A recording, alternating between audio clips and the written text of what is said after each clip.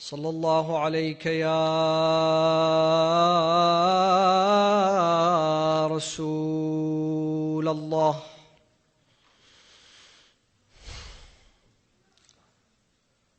صلى الله عليك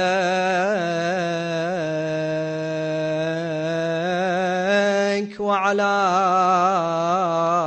أهل بيتك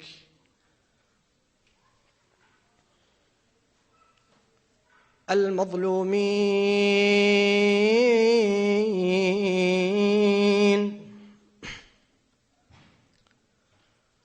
ما خاب والله من تمسك بكم وأمنا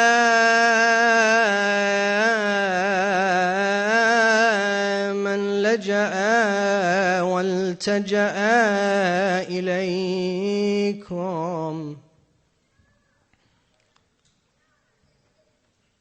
يا ليتنا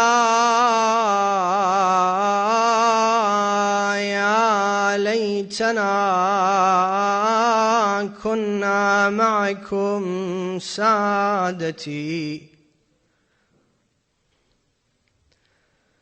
فنفوز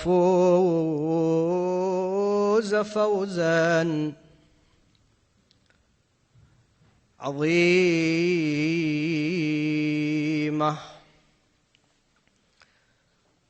قال الله تعالى في محكم كتابه الكريم: وقوله الحق وهو أصدق الصادقين.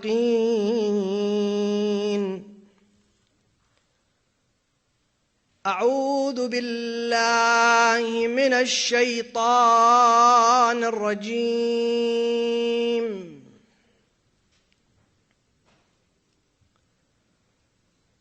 بسم الله الرحمن الرحيم. إن الذين آمنوا وعملوا الصالحات أولئك هم خير البرية. Swearing your gathering with a remembrance upon Muhammad wa Ali Muhammad.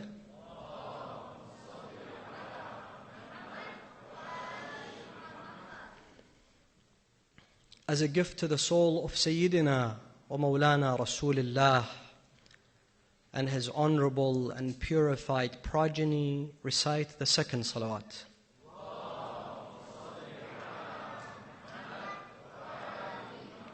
As a gift to the soul of Sayyidina wa Mawlana al-Imam al-Hussein, to hasten the reappearance of his son, Sahib al-Asr wal-Zaman, and to shower onto this gathering with Allah's infinite mercy and compassion, recite the third salawat with the loudest of your voices.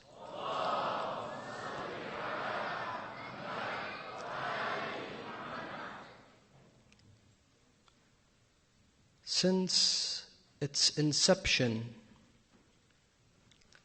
Shiism has been linked to one man, Amir al-Mu'mineen wa Mawla al-Muwahhideen, Asadullah wa Asadu Rasulih, Abu Sibtayn al-Hasan wal-Husayn, Warith al-Mash'arayn, Ali ibn Abi Talib alayhi afdalus salati was salam. And since its inception, Shiism has faced extreme discrimination. Since its inception, Shiism has witnessed extreme forms of hate-mongering. Since its inception, Shiism has witnessed many periods of terror and genocide. Since its inception, Shiism has suffered from misinformation and false rumors. Since its inception, Shiism has witnessed the most severe political sanctions and embargoes.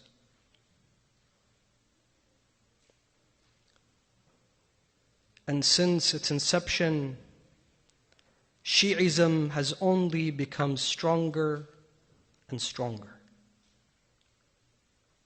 And since its inception, Shiism has had the strongest, most unwavering, steadfast followers that are willing to give everything they possibly can for this cause. What is the secret behind this extraordinary relationship between the Shia and Amir al-Mu'mineen and this madhab? When did this relationship begin? What are the roots of this school of thought? Who was the founder and the initiator of the school? And how did Shiism survive until today? In the year 2021, all across the world, every city and every village and every country and every race and every nationality and every language gather in large numbers in those nights, commemorating the Aza of Al-Imam Al-Hussein, all the way in Dearborn, Michigan. May Allah bless this community. And may Allah continue to guide every one of you towards the Aza of Al-Imam Al-Hussein and commemorating the ahlulbayt salawatullahi wa salamuhu alayhim ajma'een. Those who are here and those who are elsewhere. May Allah strengthen the cause of Al-Imam Abu Abdullah Al-Hussein in this city. How did Shi'ism survive until today? Despite the misinformation, despite the false rumors, despite the killing and the terror and the genocide, despite the political embargoes and sanctions, despite the fatwas of other scholars, of other schools of thoughts and denominations, that if you kill a Shia you will enter paradise, despite all the obstacles, how did Shiism survive today? Brothers and sisters, this is the most vital question that we ought to ask ourselves in such an evening, commemorating Al-Imam Al-Hussein. And I would like for you to truly pay attention to my humble message this evening. Because many of the brothers and sisters here or elsewhere around the world think that this is a cultural activity. It's rituals that we keep dear to our hearts. But I am here to tell you, brothers and sisters, that this is the heart of Islam. This is the pumping heart of Rasulullah sallallahu alayhi wa alihi wa sallam. And glad tidings to those who were here last night. Believe me, those who wrote their names as the very first people who entered the camp of Al-Imam Al-Hussein yesterday. And glad tidings to the first person who walked through those doors. and glad tidings to those who are the servants of Imam al-Hussein. I said this yesterday, and I will repeat this today. Those who may come from noble backgrounds, those who may be wealthy, those who are honorable people, and you are all honorable, but are willing to serve as servants of Al-Imam Abu Abdullah al-Hussein in the majalis where we gather to pay our tribute to Rasulullah, to Fatima, to Amir al-Mu'mineen, Al-Imam Ali ibn Abi Talib. In order for us to examine this question at hand, the Shia survival, I will examine this topic in the following manner. Number one, in 3 stages, in 3 phases, and 5 points.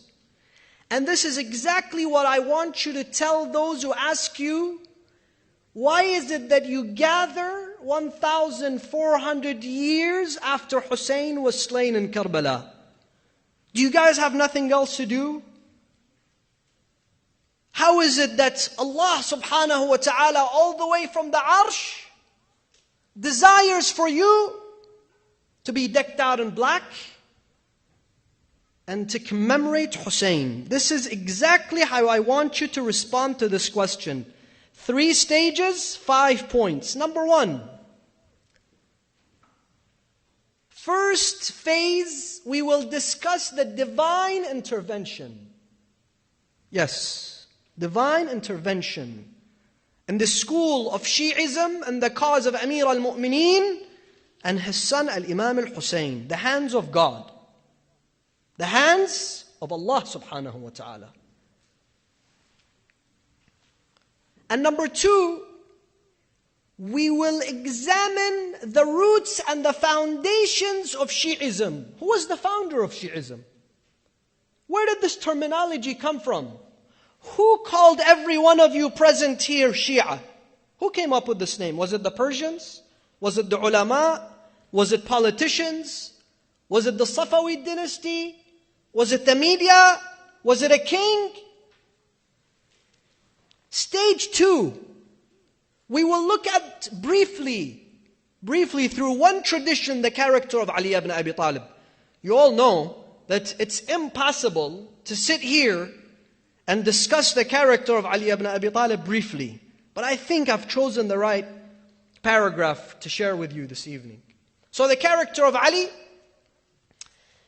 and in the same stage, the second phase, the wise leadership of the Shi'i scholars. The wisdom of the Shi'i scholars.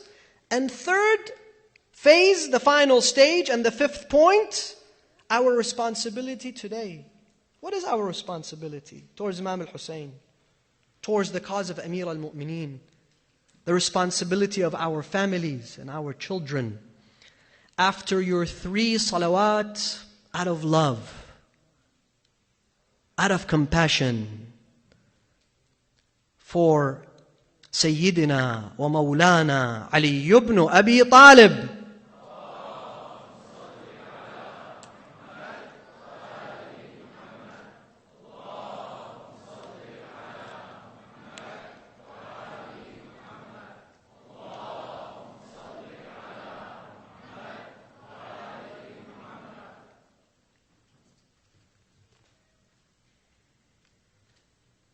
First and foremost, brothers and sisters, I would like to share one hadith about the divine intervention, the hands of God in regards to the cause of Amir al-Mu'mineen, and specifically his son Al-Imam al-Hussein. And how is it that you're all gathered here tonight? On the 10th of Muharram, Imam al-Hussein was slain and murdered in a way that you all know.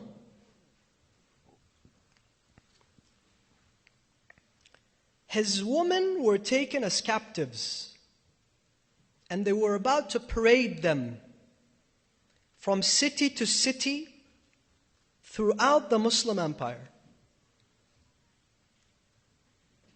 If I was there, I would look at this situation and I would think to myself, what's God's plan? What is Allah's plan? How is Hussein going to survive?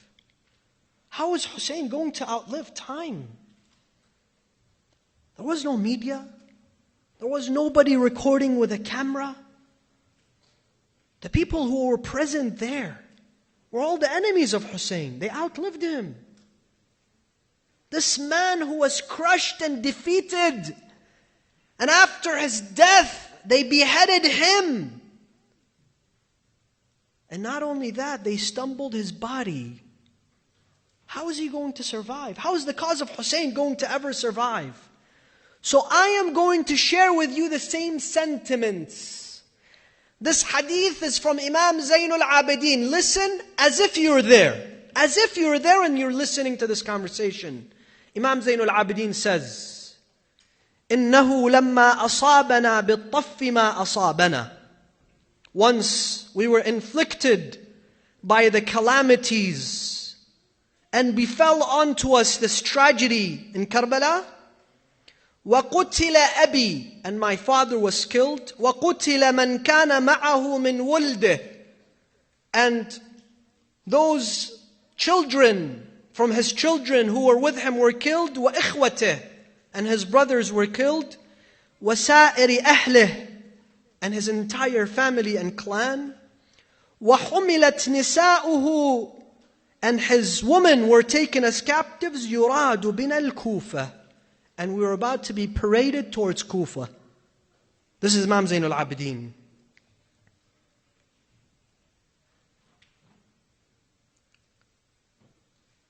فَجَعَلْتُ أَنْظُرُ إِلَيْهِمْ. He said, I was on the camel, on the back of the camel, and I began to look at them. Look at the desert of Karbala. صَرْعَى, all slain. وَلَمْ يُوَارَوْا, and they were not put in their graves. And we were about to take off. Here are bodies without heads. فَيَعْظَمُ ذَلِكَ فِي صَدْرِي. My chest was about to explode. I could not breathe. وَيَشْتَدُّ قَلَقِي, and I was anxious. I was extremely anxious on what's going to happen. فَكَادَتْ نَفْسِيَ تَخْرُجْ. What does this mean? I was about to die. كَادَتْ نَفْسِيَ أَن تَخْرُجْ. My soul was about to depart my body. This is Imam Zainul Abidin. Looking at the body of his father and his uncles and his family, all beheaded and slain. فَتَنَبَّهَتْ ذَلِكَ عَمَّتِي زَيْنَبِ الْكُبْرَى. Zainab, the daughter of Amir al-Mu'mineen, she witnessed this moment. فَقَالَتْ, she said to me, مَا لِي أَرَاكَ تَجُودُ بِنَفْسِكَ مَا لِي أَرَاكَ تَجُودُ بِنَفْسِكَ يَا بَقِيَّةَ جَدِّي وَأَبِي وَإِخْوَتِي. Why is it that I see you struggling with life? You're about to die, Ya Zainul Abidin, the inheritor of my grandfather and my father and my brother. You're the only one left, Ya Ali ibn al-Hussein. There was no one else. You're about to die. Why is it that you're about to die? فَقُلْتُ, I said to her, وَكَيْفَ لَا, how am I not supposed to struggle in this way? وَأَرَى سَيِّدِي, and I see my master, meaning my father. وَإِخْوَتِي, and my brothers. وَعُمُومَتِي, and my uncles. وَأَهْلِي, and my entire family and clan. مُصَرَّعِينَ بِدِمَائِهِمْ, slain and massacred in their bloods. مُسَلَّبِينَ, robbed from their attires. لَا يُكَفَّنُونَ, they're not put in their coffins. وَلَا يُوَارَوْنَ, and they're not put in their graves. So Imam Zainul Abidin, Those are his sentiments, and he's speaking to them, to Sayyida Zainab. Listen to this. So Sayyida Zainab says, Wallah, the daughter of Amir al-Mu'mineen speaks. What does she say? إِنَّ ذَلِكَ لَعَهْدٌ مِّن رَسُولِ اللَّهِ إِلَى جَدِّكَ وَأَبِيكَ وَعَمِّكَ. This is a pledge from Allah, a word from Allah, a promise from Allah to your grandfather, Rasulullah, to your father, Amir al-Mu'mineen, and your father, Imam al-Hussein, and to your uncle, al-Imam al-Hassan. Listen to this. What is Allah's pledge? What is Allah's promise? وَلَقَدْ أَخَذَ اللَّهُ مِيثَاقَ النَّاسِ. Allah has taken a specific pledge, a specific vow, a specific promise from certain people. مِنْ هَذِهِ الْأُمَّةِ. From this ummah, from the Muslim ummah. لَا تَعْرِفُهُمْ فَرَاعِنَةُ أَهْلِ الْأَرْضِ. What is the first quality of those people? What is the first quality of every man and woman present here? They are not intimidated by the pharaohs of the earth. They don't care. Pharaohs don't intimidate the followers of Hussein. Pharaohs don't scare off the followers of Amir al-Mu'mineen. This is the first quality. Allah has created those men. This is the first part of the divine intervention. They fear no pharaohs, no zalims. وَهُمْ مَعْرُوفُونَ فِي أَهْلِ السَّمَاوَاتِ. They are known in paradise. They are known in the heavens, to the angels, to the residents of paradise. They know them. They know every single one of them. What do they do? What do they do? ينصبون لهذا الطف علما لقبر أبيك سيد الشهداء. They will erect a mausoleum, a sanctuary, a monument for your father Sayyid al-Shuhada. This is the first miracle of Sayyida Zainab. In that moment when she was defeated and crushed and annihilated, those are the first sentences that she utters. She says, where do I get this from? This is a ahd, a promise from Allah to Rasulullah, to Amir al-Mu'mineen, to Imam Hassan and Imam Hussein. Allah has given this word. This is the divine intervention. This is the hands of Allah. Then what happens after they create this sanctuary for Imam al-Hussein? لَا يَدُسُّ أَثَرُهُ. They will never blur the vision of the followers of Hussein. And they will never eradicate this tombstone. Sayyida Zainab, she knew that once Hussein's grave, once this monument is built, no one will be able to eradicate this monument and the shrine of Abu Abdullah. And no one will be able to erase its message. Let us read. لا يدس أثره ولا يعفو رسمه على كرور الليالي والأيام. على مرور الليالي every day, every single day and every single night, the numbers of the followers will increase. It will never decrease. And then listen to this.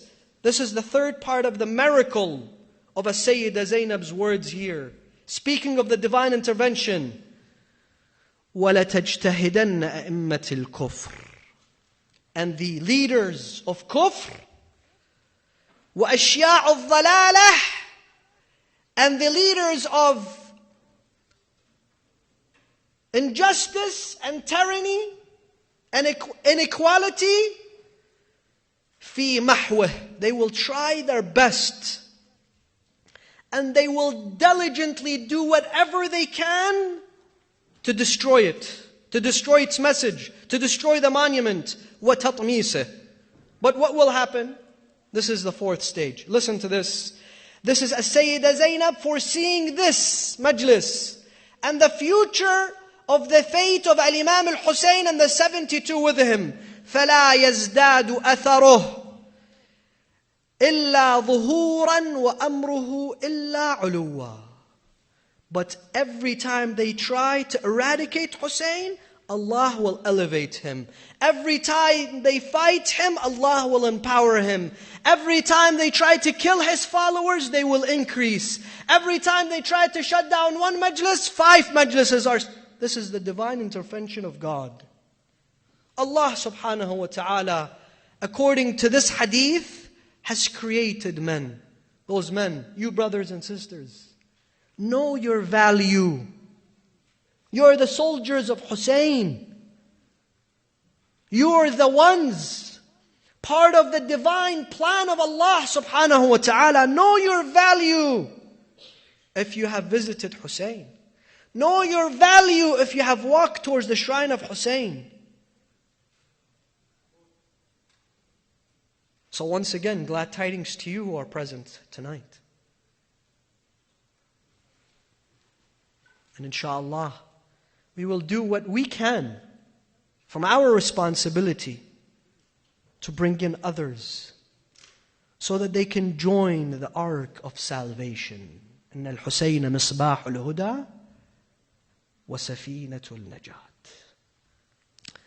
This is God's plan. Now, who initiated this madhab, Shiism? Who came up with this name? Who created the school of thought?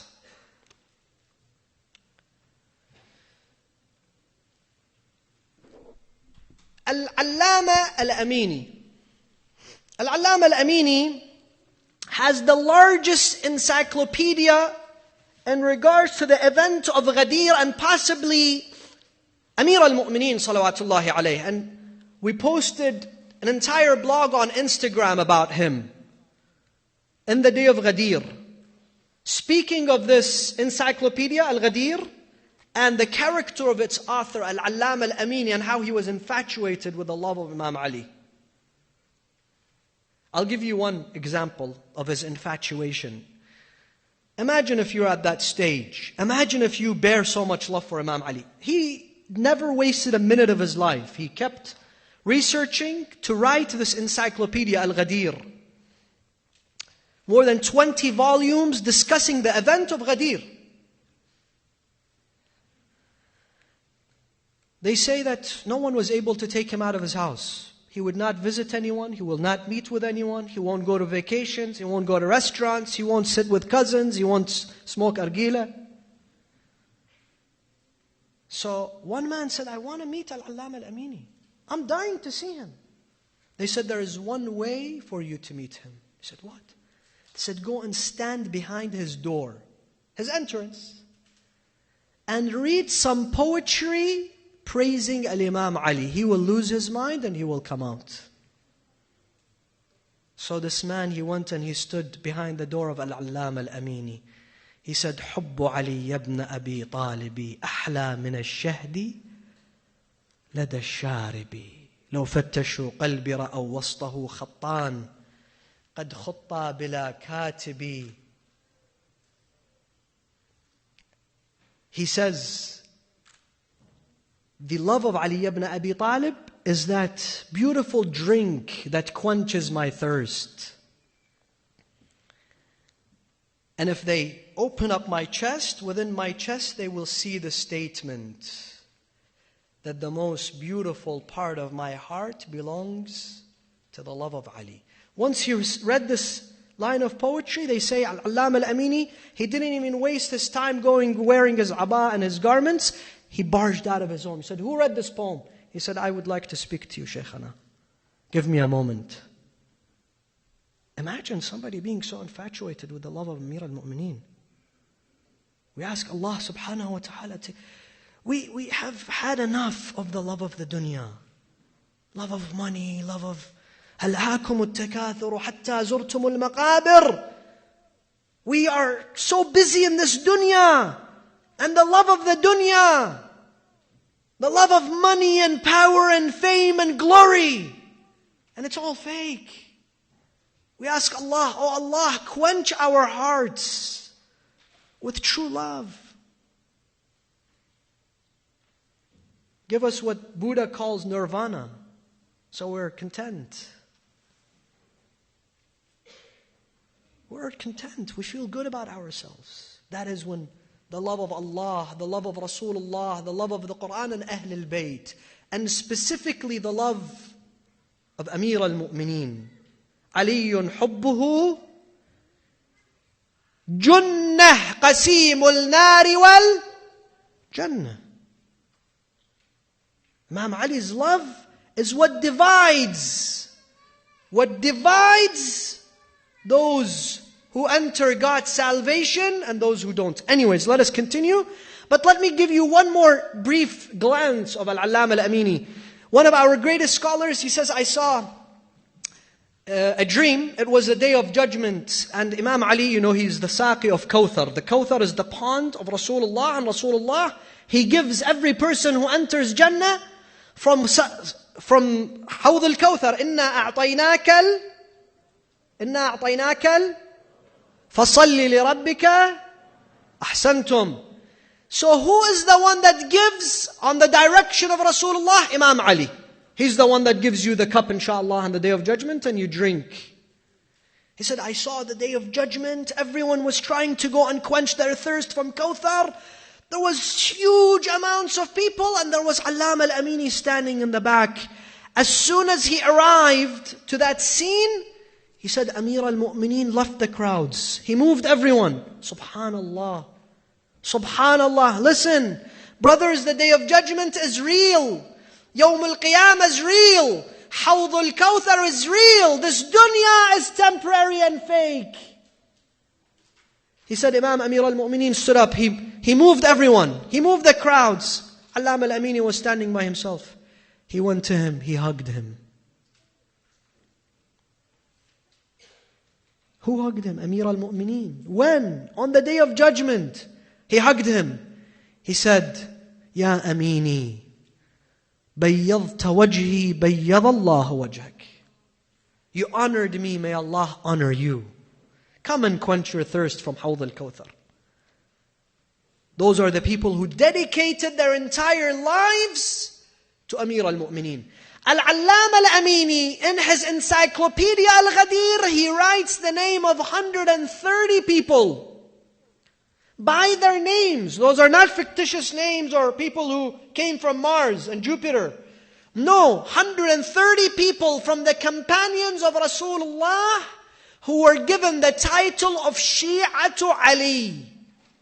They were known during the life of Rasulullah in Medina before Rasulullah died as Shi'atu Aliyin. This was their title. This is what they were known for. He brings their names. When was this title given to them? And who was the founder of this title? Surah Al-Bayyinah. Verse 98. Chapter 98. Verse number 7. Surah, tell me. Al-Bayyinah. Chapter. Verse 7. Surah Al-Bayyinah. Allah in that chapter says, إِنَّ الَّذِينَ آمَنُوا, and those who believe, وَعَمِلُوا الصَّالِحَاتِ, and perform righteous deeds, أُولَٰئِكَ هُمْ خَيْرُ الْبَرِيَّةِ, indeed they are the best of people. When this ayah was revealed in the holy city of Medina, Rasulullah sallallahu alayhi wa alihi wa sallam says, what does he say? He says, Ya Ali, hum anta wa shi'atuk. You don't want to recite the salawat?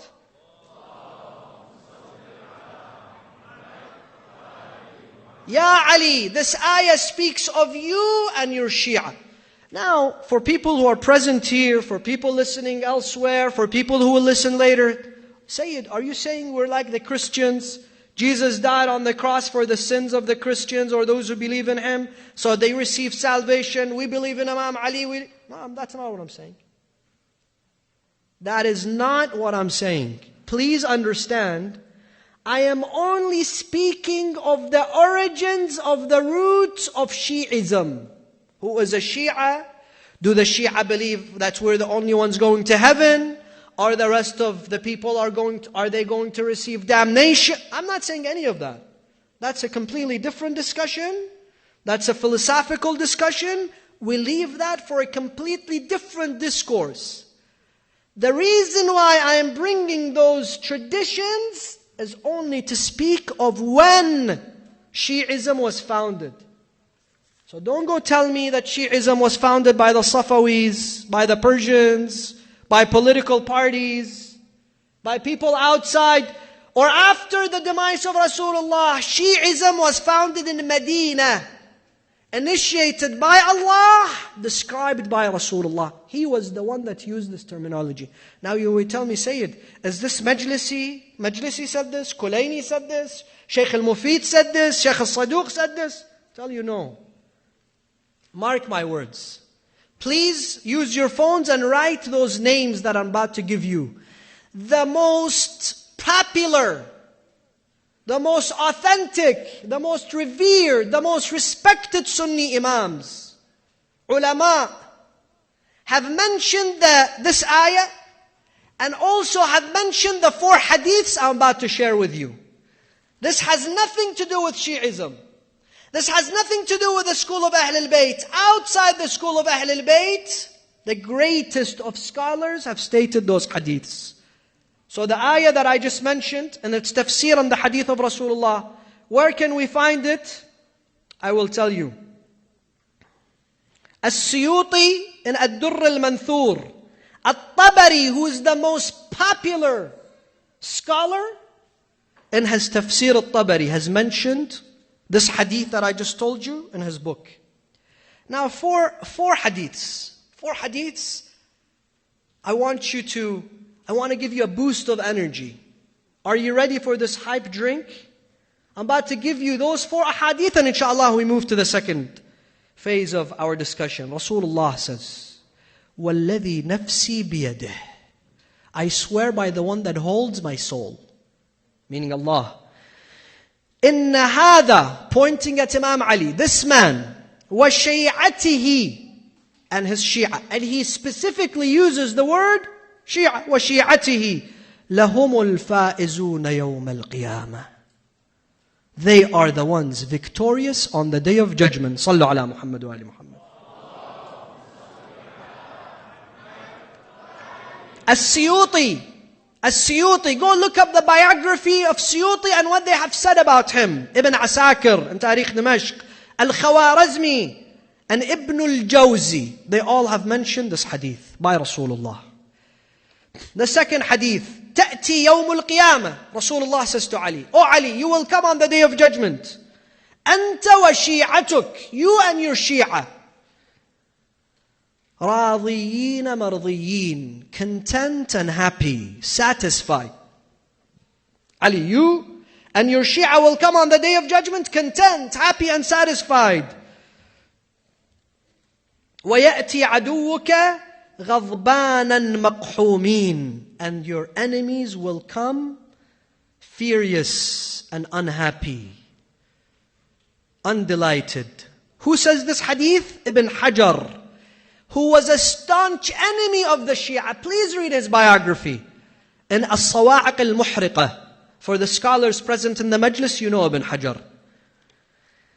The third hadith, إِنَّكَ, very straightforward, very brief. إِنَّكَ وَشِيعَتُكَ فِي الْجَنَّةِ, you and your Shia are in paradise.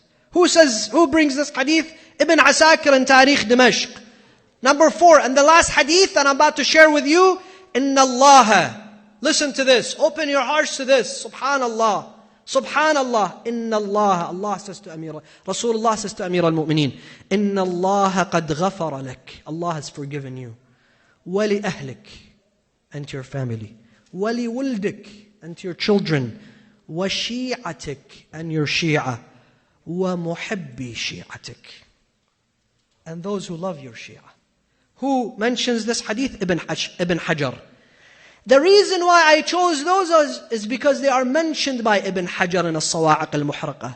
Ibn Hajar was a staunch enemy of the Shia and the scholars of the Shia. Go read his biography. But yet they bring this hadith. So once again, brothers, don't come and tell me, Sayyidina, this almost sounds like, the Christians who believe that Jesus died on the cross. This is not what I'm saying. I said at that time there were 130 people known as the Shia of Ali. Amongst them was Miqdad. Amongst them was Ammar. Amongst them was Salman al-Farisi.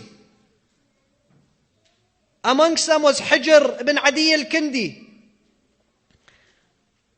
Those were the greatest of Sahaba of Rasulullah. They were known as Shi'atu Aliyin. Now how does this title Shi'i apply to me and you? That's something inshallah we will discuss in another episode, in another evening, in another gathering. But I can tell you one thing, that Amir al-Mu'mineen has told us what kind of followers he wants. And if you want to refer to what kind of followers he wants, go to Nahj al-Balagha, Khutbat al-Muttaqeen, inshallah. Now, the second phase of our discussion, and we have to move in a little faster, is the character of Ali ibn Abi Talib. This was the divine intervention. This was the hands of God, as I said. And I did not use a single reference from the Shi'i books. This was all by the Sunni scholars. Now we come to the second phase, the practical aspect of Shi'ism and its survival. How did Shi'ism survive? This was the hands of God, the divine intervention. Now we want to speak about the practical aspects of things. Brothers, I have gone to Husayniyat, I have gone to Masajid, and I see that they are not organized. They don't know how to attract people. In fact, what they do know is how to push away people. Yani if there's 10 people, they want to make sure that they become 5. They have an art of pushing away people, especially the youth. And inshallah we will speak about this in the next evenings. But you tell them, how are you going to survive? You're 2 people running this whole organization. They say, because this organization belongs to Imam al-Hussein. Imam al-Hussein will take care of it. I said, this is nonsense. We don't always sit there and wait for divine interventions just because we somehow connect ourselves to Imam al-Hussein. Or else, Imam al-Hussein should send you the rent, $20,000 a month for your facility under your pillows. Also, if you get sued, Imam al-Hussein could come and represent you in court. There is no such things. One day a man came to Rasulullah to visit him. He had a nice horse. So he disembarked from his horse and he went to meet Rasulullah. Rasulullah says, wait. What happened to your horse? You're not going to take him to the stables? He said, Ya Rasulullah, I leave him in God's name, in God's hands. Through God's hands. اعقل ثم توكل. Use your brain, use your aql, ثم توكل. Then leave things in Allah's hands. You can't just say, I leave him in God's hands. There is no such thing. So the first part is the divine intervention, the hands of God. The second is the practical aspect. There has to be a practical aspect for us to survive despite all those odds, all those enemies. Number 1 is the character of Imam Ali himself.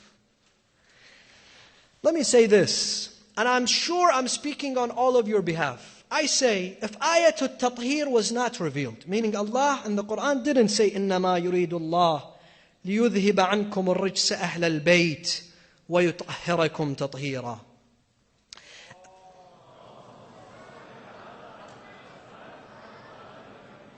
If Rasulullah had not said, Ya Ali, أنت مني بمنزلة هارون من موسى إلا أنه لا نبي بعدي. You're to me like Aaron was to Moses. If Rasulullah sallallahu alayhi wa alihi wa sallam had not taken the hands of Ali in the day of Ghadir and said, Man kuntu mawlah fahada aliyun mawlah, even if that all had not happened, we, the followers of Ali, if it was shura as they claim, selection, voting, we would still rally around Ali ibn Abi Talib. Not once, not twice, thousands upon thousands upon thousands of times. Not because Ali was the cousin of Rasulullah or Ali married Fatima, because Ali is Ali. So even if we were given a choice to vote for the Khalifa of Rasulullah, well, guess what? It would still be Ali. Some people say, well, Ghadir doesn't mean anything. Mubahala doesn't mean anything. Ayat al-Tathir doesn't mean anything. I said, yeah, you're right. Even if it doesn't mean anything, we would still choose Ali. Why? I'll tell you why. Another hadith, very beautiful hadith. The day that Amir al-Mu'mineen's soul departed the dunya,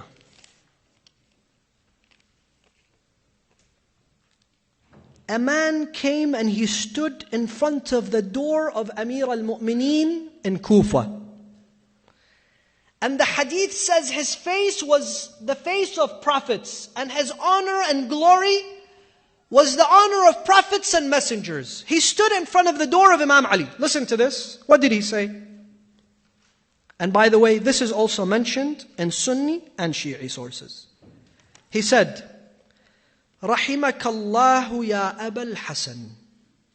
Shaykh al-Kulayni, al-Shaykh al-Saduq, mentioned this hadith, and it's 2 pages long. I've chosen 2 lines. رحمك الله يا أبا الحسن. May Allah have peace and mercy upon you, O the father of Hassan.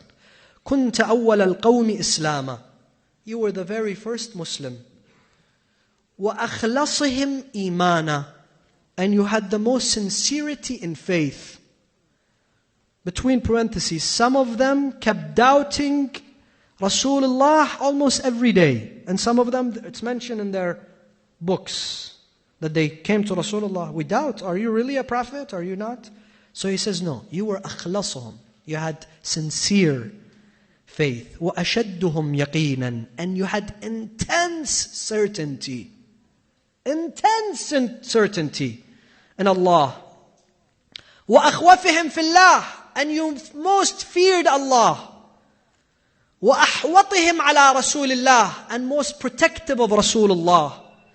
كنت كالجبل لا تحركك العواصف. You were like a mountain that was not moved by storms. وكنت كما قال رسول الله. And you were exactly what Rasulullah described you to be. ضعيفا في بدنك. Weak in your body. For God's sake, you only ate 1 meal a day. And what did he eat? Bread. A loaf of bread. كنت ضعيفا في بدنك. Weak in your body. But قويا في أمر الله. But very strong when it came to the matters of God. متواضعا في نفسك. Humble in yourself. عظيما عند الله.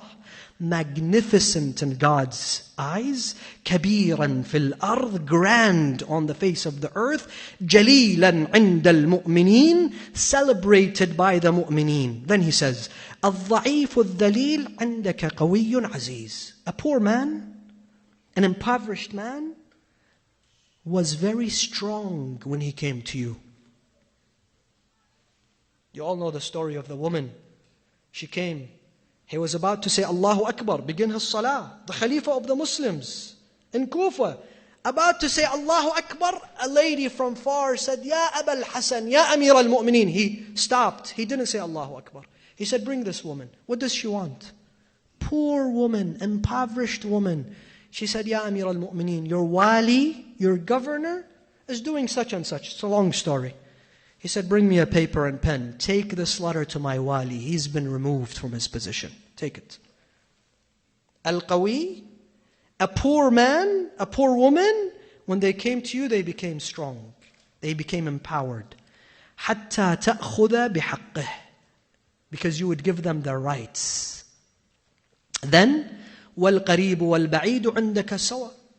And the close kin and your family and your friends and your companions and those far away and foreign to you and those who didn't know you and those who didn't love you and those who even cursed you. They were all the same in your eyes. You really established equality. They came to Al-Imam al-Hasan. They said, Ibn Rasulullah, who is this man? He seems like an extraordinary man. He said, إِنَّهُ أَخُوهُ الْخِضْرِ. صلوا على محمد وآل محمد.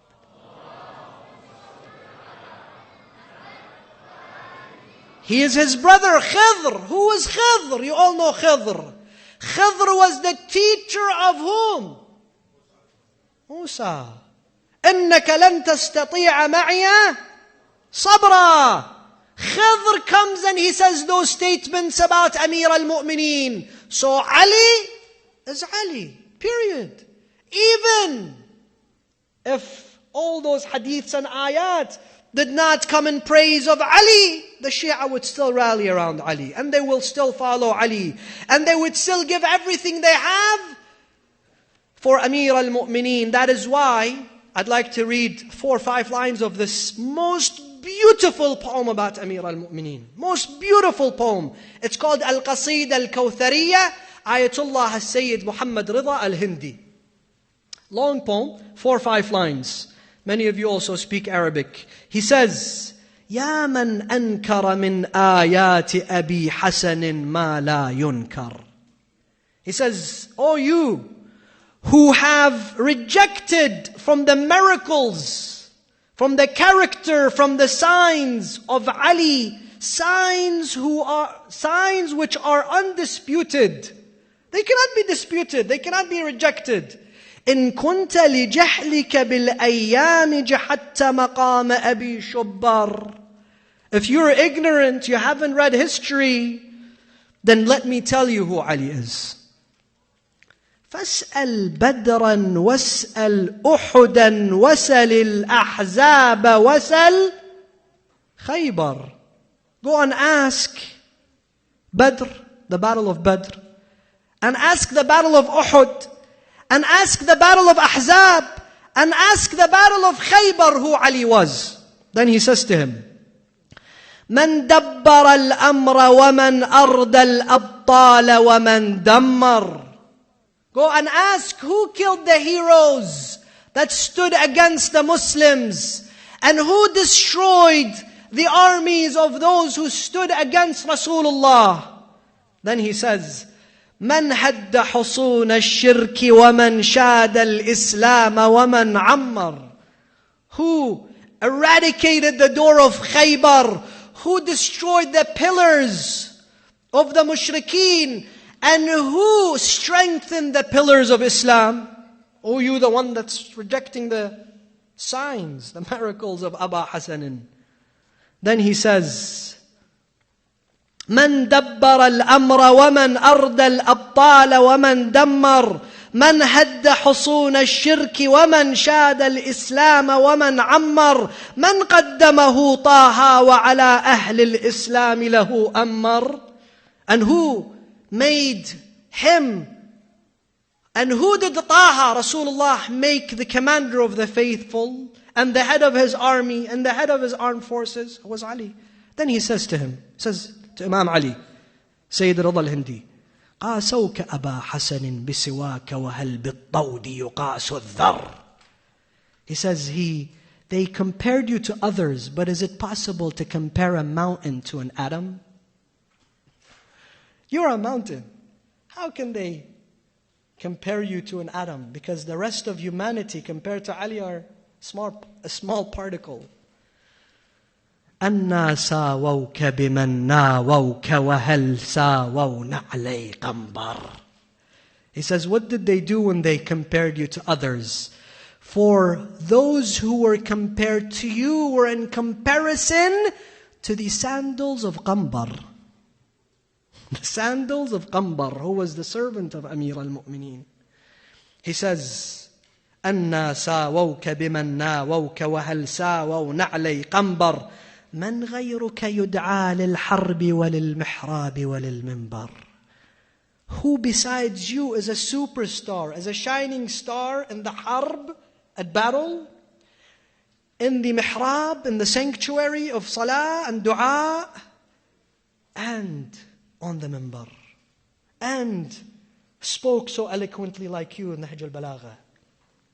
Then he says, سودت صحيفة أعمالي ووكلت الأمر إلى سودت صحيفة أعمالي ووكلت الأمر إلى Allahu Akbar. He says, I am sinful, but I leave my book of A'mal with Haydar. He beautifully says, Amir al-Mu'mineen, they may compare you to anybody they wish, but those people compared to you are not equal to the sandals of Qambar, your servant.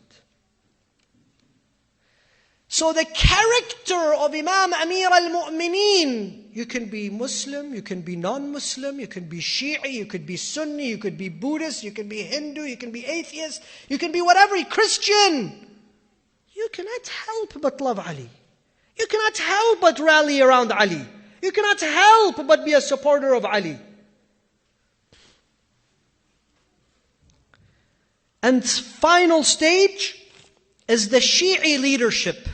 The wisdom in the Shi'i leadership that has allowed Shi'ism to survive until today. And we only have 5 minutes and we will conclude.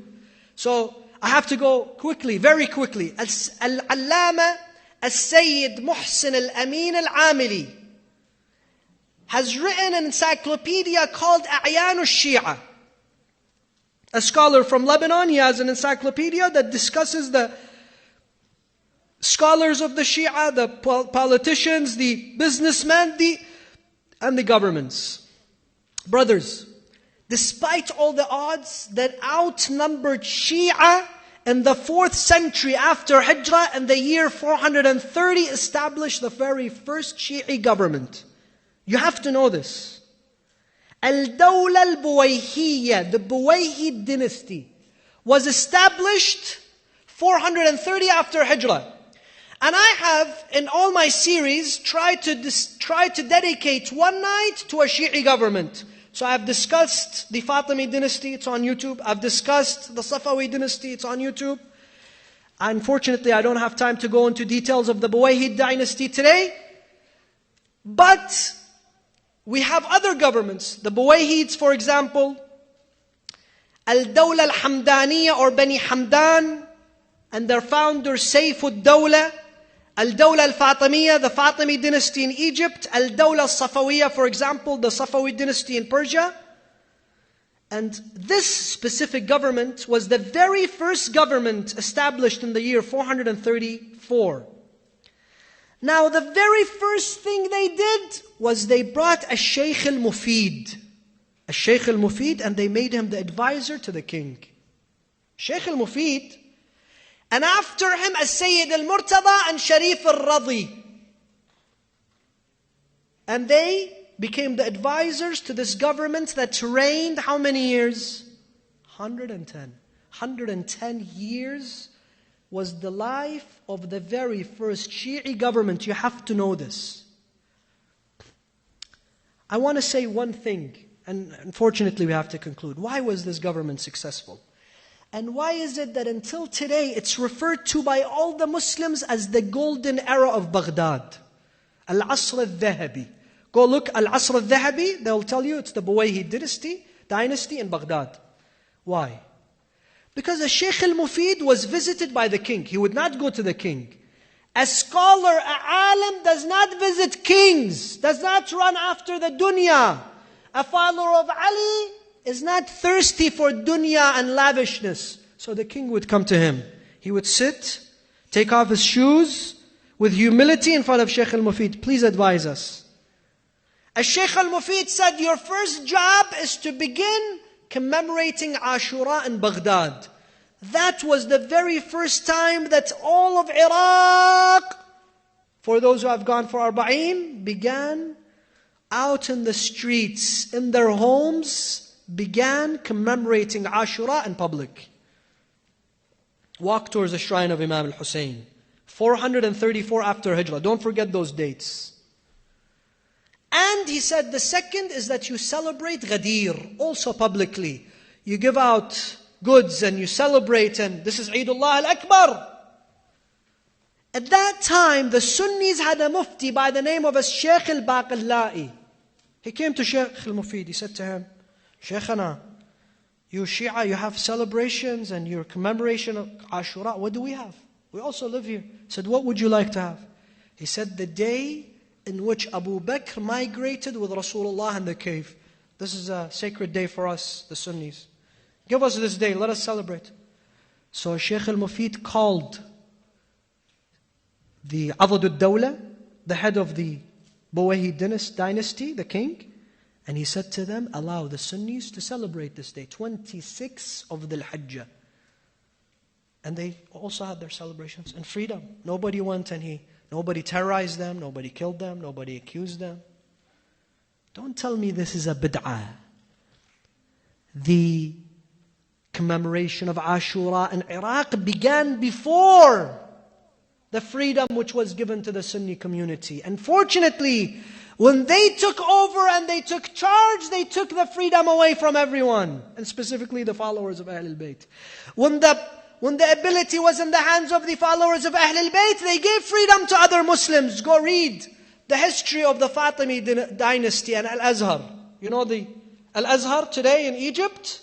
It was established by the Fatimid dynasty, and they gave them the freedom. The Malikis, the Hanbalis, the Shafi'is, the Hanafis, they all had chairs in Al-Azhar, and the Ja'fari school of thought, or the Shi'i school of thought, the Zaydi maybe at that time, to speak, to teach, to give their Friday sermons. This is what allowed Shi'ism to survive. The fact that we are not intimidated by other people's opinion.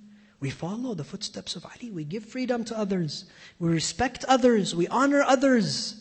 This is the school of Imam al-Hussein. And finally, brothers and sisters, the most important element is the aza of Imam al-Hussein. The aza of Imam al-Hussein, the majalis of Imam al-Hussein, your presence here, the crying for Hussein, the majalis in your homes, the donations that you give, the money that you give, the time that you give, the cries, the tears, they were the ones that helped the madhab of Amir al-Mu'mineen to survive. May Allah bless you, every one of you, for strengthening the cause of Al-Imam al-Hussein. Let us now take our hearts and our souls and our bodies and our minds to Al-Imam Abu Abdullah al-Hussein, to Karbala. We say to him, Sayyidi, Ya Aba Abdullah, because of COVID we were not able to visit you for so long. What's going to happen? Are we going to visit you soon? Are we going to embrace your shrine soon? Are we going to be amongst your za'ireen soon, Ya Aba Abdullah? We miss you. We miss you with all our hearts. Ya laytana kunna ma'ak. Ya Sayyidi, we wish we were with you on the 10th of Muharram. But since we weren't, we tell you from here, all of us, brothers, your salawats were weak, but your salam to Imam al-Hussein has to be the salam of one of the ashab of Imam al-Hussein on the 10th of Muharram.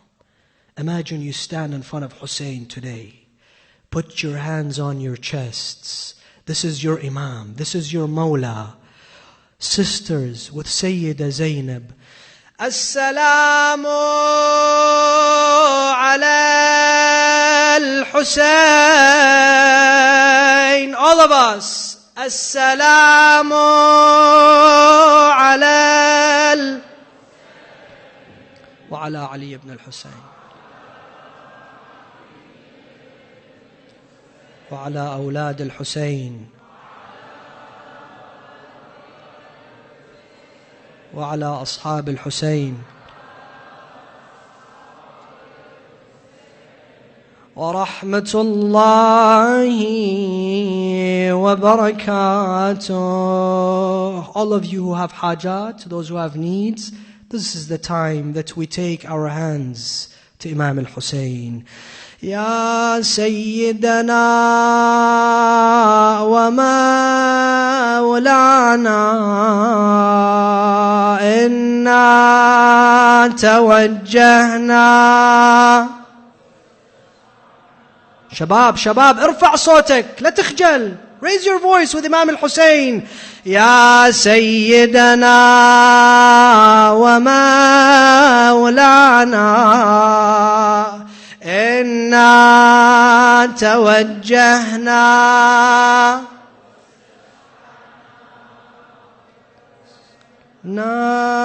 بك إلى الله وقدمناك بين يدي يا وجيها عند الله يا وجيها عند الله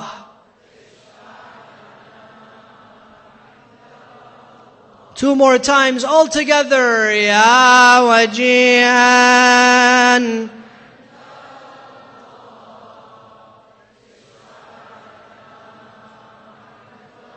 Shabab, the youth, all of us together. Ya wajihan.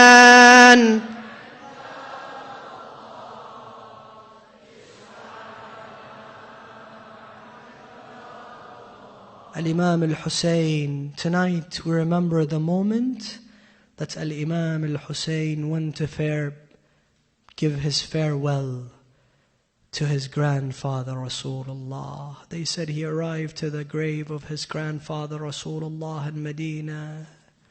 He visited him.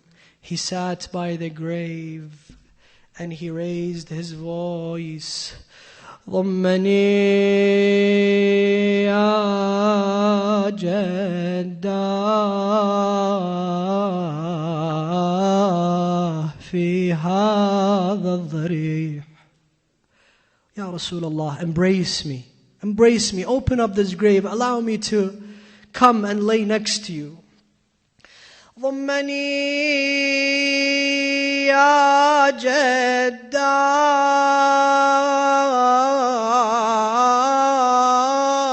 في هذا الضريح. علني يا جد من بلوى زماني أستريح. ضاق بي يا جد من فرط الأسى كل فسيح. فعسى طود الأسى يندك بين الدكتين. Then Rasulullah responds to him. Imam al-Hussein passes out crying next to the grave of Rasulullah. He sees Rasulullah in his dream. What does he say to him? فَعَلَى مِن دَاخِلِ الْقَبْرِ بُكَاءٌ وَنَحِيٌّ ونداء بافتجاع يا حبيبي يا حسين. Rasulullah says to him, oh my beloved Hussein, listen to me. From the grave, Imam al-Hussein, he hears this. So with Rasulullah, Rasulullah so many times, he would say to Hussein, Habibi Hussein. Believe me, it would please Rasulullah right now, this moment, if you also called on to him with this statement, Habibi Hussein. وَنِدَاءٍ بِافْتِجَاعٍ يَا حَبِيبِي يا حبيبي يا حسين. What will happen? ستذوق الموت ظالما ضاميا في كربلاء. You will be slain thirsty in Karbala. Allahu Akbar. What else? وَسَتَبْقَى فِي ثَرَاهَا عَافِرًا مُجَنْدَلًا. And Hussein, your body will remain without burial for 3 days. وَسَتَبْقَى فِي ثَرَاهَا عَافِرًا مُجَنْدَلًا. وكأني بلئيم الأصل شمرا قد علايا. وويلا وحسينا صدرك الطاير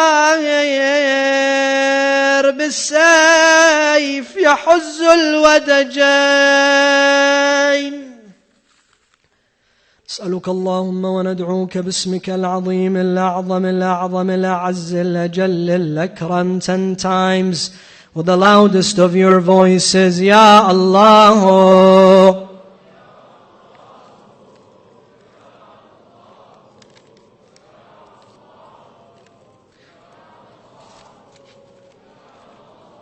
Keep your hands up, it's a time of Maghrib. Allahumma aghfir lil mu'minina wal mu'minat. Everyone says Ameen to this dua, and inshaAllah will be mustajab. Allahumma aghfir lil mu'minina wal mu'minat wal muslimina wal muslimat al-ahya'i minhum wal amwat. تابع بيننا وبينهم بالخيرات. اللهم أدخل على أهل القبور السرور. اللهم شافي كل مريض. سد فقرنا بغناك. غير سوء حالنا بحسن حالك. عجل ثم عجل لمولانا الفرج والعافية والنصر.